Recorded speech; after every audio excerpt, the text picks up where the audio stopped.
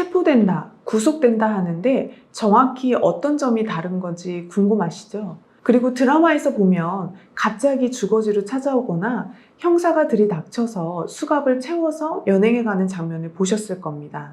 고소당했다고 해도 그런 일들은 보통 잘 일어나지 않겠지 하는데 실제로는 그렇지 않습니다. 그래서 오늘은 체포와 구속 어떻게 다른지, 실제로 구속된다면 어떻게 해야 하는지에 대해서 알려드리겠습니다. 체포와 구속의 차이점을 궁금해 하시는데요. 흔히 드라마에서 많이 본 장면들이 진짜인지, 갑자기 집으로 와서 수갑을 채워서 데려가는지도 많이 문의하십니다. 체포와 구속은 신체의 자유를 억제하는 강제 처분이라는 점은 동일하지만, 체포는 구속에 비해 상대적으로 단기간 구금하는 제도이고, 영장에 의하지 않고 체포할 수 있다는 점에서 구속과 다릅니다. 영장이라는 것은 판사님 또한 그 필요성을 인정해야 나오는 것이기 때문에 결국 영장 없이 체포할 수 있다는 것은 판사님의 허가 없이 수사기관이 자의적으로 할 위험성이 있어 주의해야 하는데요. 체포에는 체포영장에 의한 체포, 긴급체포, 현행범인 체포 이렇게 세 가지가 있습니다. 특히 첫 번째 경우에는 누구나 쉽게 겪을 수 있는 부분이니 더 자세하게 말씀드려 보겠습니다.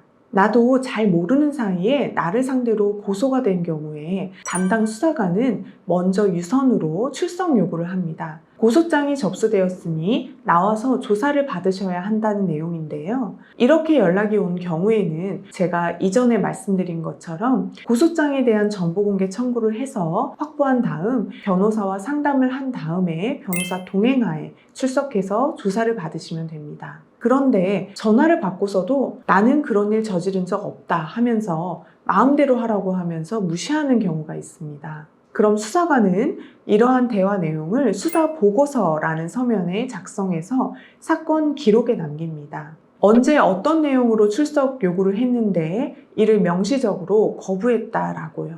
그 이후에 출석 요구서라는 서면을 거주지로 발송합니다. 그런데 그때도 출석을 안 하면 한 차례 더 출석 요구서를 발송하고 거주지 방문 후에 수사 보고서를 남기는 등의 절차를 진행한 후 체포 영장을 신청하여 발부받는 것입니다. 따라서 나에게 종이로 된 출석 요구서가 도착했다면 이러다가 체포될 수 있겠구나 생각하시고 긴장하셔야 합니다. 출석 요구서에 적힌 날짜에 반드시 출석하거나 그 날짜에 출석하기가 어려우면 담당 수사관에게 이를 알리고 조율해야 합니다. 그래야 갑자기 체포되어 강제로 경찰서에 끌려가는 일이 생기지 않습니다. 죄를 지으면 체포 또는 구속이 되는 것인지 궁금해 하시는데요. 절대 그렇지 않습니다. 특히 구속의 경우를 살펴보면 구속은 죄를 범하였다고 볼 높은 개연성이 있어야 하는 것 이외에 일정한 주거가 없거나 증거를 인멸할 위험성이 있거나 도망할 염려가 있을 때 등 추가적인 조건이 있어야 합니다. 피해자분들의 경우에는 가해자가 당연히 구속이 될 것이라고 생각하고 있다가 구속이 안 되면 수사기관에서 잘못하고 있다고 생각하거나 아니면 가해자에게 잘못이 없다는 것인가 라고 생각하며 불안해하시는 경우들이 있는데, 일단 불구속으로 수사하는 것이 원칙이고 죄를 범하였다는 것 이외에 위에서 본 바처럼 추가적인 조건들이 필요하기 때문에 구속이 안 되었다고 해서 가해자의 잘못이 없다는 뜻은 아니니 걱정하지 않으셔도 됩니다. 이것은 고소를 당해서 조사를 받게 되는 입장에서도 마찬가지인데요. 특히 내가 범행을 부인하면 구속이 되는 것 아닌가 걱정하시는 분들이 많아요. 그러나 자백을 안 했다고 해서 구속을 하게 되면 구속이 자백을 받는 수단이 되어버리기 때문에 이를 구속의 기준으로 판단하지는 않습니다. 체포가 되면 언제 풀려나는지 궁금해 하시는데요. 체포한 때로부터 48시간 이내에 구속영장을 청구하지 않거나 청구했는데 발부받지 못한 경우에는 즉시 석방하여야 합니다. 그러나 주의해야 할 것은 구속영장을 청구할 사안도 아니고 청구할 것도 아니면서 필요 이상으로 구금해 놓는 경우입니다. 제가 2010년도에 했던 사건에서 담당 수사관이 의뢰인을 체포한 후에 피의자 조사를 하였고 구속영장을 청구하지도 않을 거면서 석방을 해주지 않아서 아주 강하게 항의한 적이 있었는데요. 당시 담당 수사관이 48시간을 구금할 수 있는 것이 권리라는 말을 해서 제가 너무 화가 나서 싸우기까지 했었습니다. 지금은 그러한 인식이 많이 개선되고 실제 그러한 사건도 많이 없는 것 같지만 일반 시민 입장에서는 이러한 일을 당한다면 당연한 것인 줄 알고 이에 대해 문제 제기를 하지 못하는 경우가 있을 텐데요. 그게 아니라는 점을 알아두면 좋을 것 같습니다.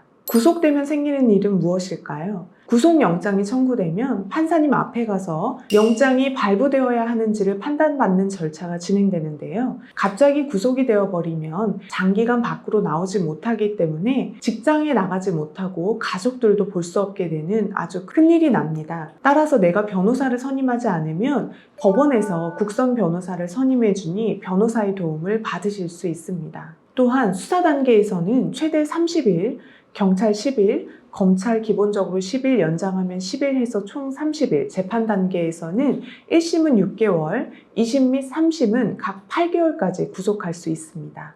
어떻게 대응해야 하나요? 체포나 구속이 된 경우에는 가족들에게 알리고 가족들이 변호사와의 상담을 통해 석방될 수 있는 절차를 준비하게 되는데요. 체포 구속 적부심사를 진행하거나 보석 절차를 생각해 볼 수 있습니다. 체포 구속되지 않으려면 어떻게 해야 하는지 말씀드리겠습니다. 체포와 구속의 경우에는 개인이 혼자서 대응하기에는 어려운 측면이 많습니다. 체포와 구속이 되는 요건들에 해당하는지 판단하기 어렵고 또 구속영장이 청구되는 경우 보통 수일 후에 절차가 진행되기 때문에 신속하게 자료를 준비해야 하기에 쉽지가 않습니다. 따라서 반드시 변호사의 도움을 받으셔야 합니다. 경험해보지 않았기 때문에 쉽게 생각할 수 있지만 구치소나 교도소에 들어가게 되면 정말 많이들 힘들어 하십니다. 또한 억울하게 수사를 받게 된 경우에는 구금된 상태에서 방어할 수 있는 자료를 수집하기도 어렵기 때문에 재판 결과 또한 좋지 않을 수 있습니다.